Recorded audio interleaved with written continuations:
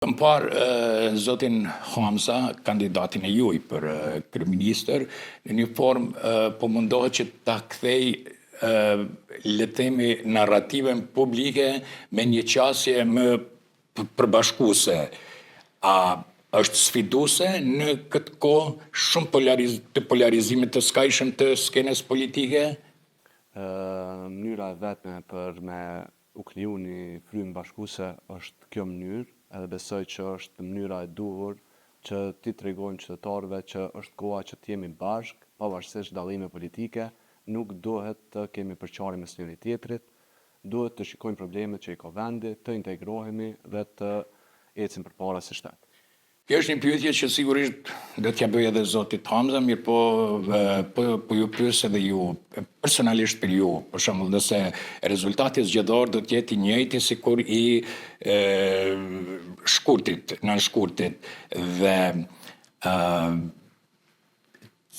çfarë procesi mendoni se duhet të ndodhë pastaj? Për shembull, a mendon se Partia Demokratike e Kosovës, nëse radhitet e dyta, do duhet të hyjë në proces të votimit pa marrëveshje, ashtu siç e kërkoi Partia e Parë, domthonjë që t'i themelojë institucionet? Besoj tash me vendimet e reja gjykatës kushtetuese është bërë ditur që duhet krijohen marrëveshje politike, por edhe kryetari i kuvendit i ka tri tentativa, edhe besoj që e ka bërë më të lehtë zgjidhjen e konstituimin e kuvendit, kështu që do ta kemi më të lehtë në legjislaturën e re. Me lehtë, po për shembull nëse Partia e Parë nuk arrin që ti marrë votat e mjaftueshme, a mendon se duhet dikush nga partia e dytë, domthonjë që ose grupacione tjera që ta bëjnë tentativën për formimin e institucioneve tjera, ose a pritet një veprim i tillë?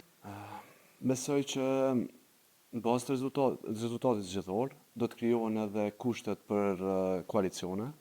Mendoj që kandidati jon për kryeminist Bedri Hamza e ka cekur qartë që ne me dëshirë do të bënim koalicion me partitë opozitare, por do të shikojmë rezultatin dhe do të vendosim bazë të atij rezultati se si duhet veprohet tutje.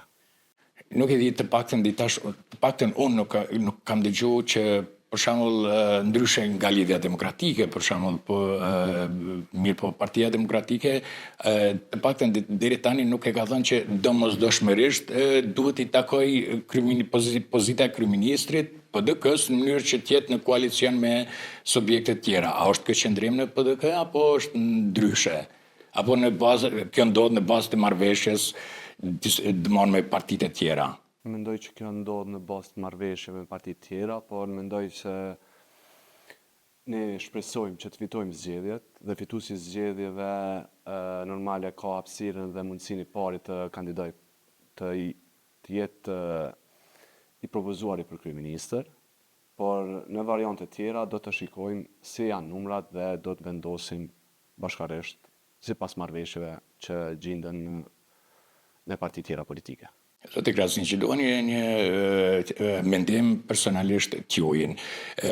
Para se të dorëzohen listat për kandidat, para se të krijohen koalicionet para zgjedhore, pati në publik një diskutim pro and kontra të përfshirjes së zotit Limaj në koalicion ose drejt për drejt në listën e PDK-s. Dhe kjo nuk ndodhi. Personalisht, cili ka qenë, le të themi, ose disponimi i juaj, a do të kishte qenë më mirë që zoti Limaj të ishte pjesë e listës juaj, apo si e mendoni këtë qasje? Dua një vendim të sinqert për faktin që zoti Limaj ka qenë njëri nga bashkëpunëtorët më të ngushtë të zotit Krasniqi. Për mendimin tim, zoti Limaj është dashur të jetë pjesë e listës Partisë Demokratike, por vendimet janë marrë në kryesi të Partisë Demokratike. Koha e shkurtë e ka bërë një problem që nuk ka mundur të zgjidhet në kohë aq të shkurtër.